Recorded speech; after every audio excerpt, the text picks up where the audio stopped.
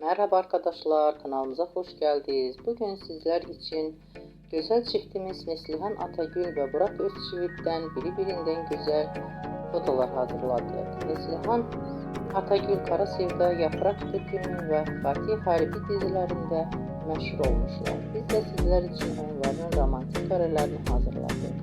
Bu videoların devamlı gelmesini istiyorsanız kanalımıza abone olup yorum yazmayı unutmayın. Herkese teşekkürler. Bizden bu kadar.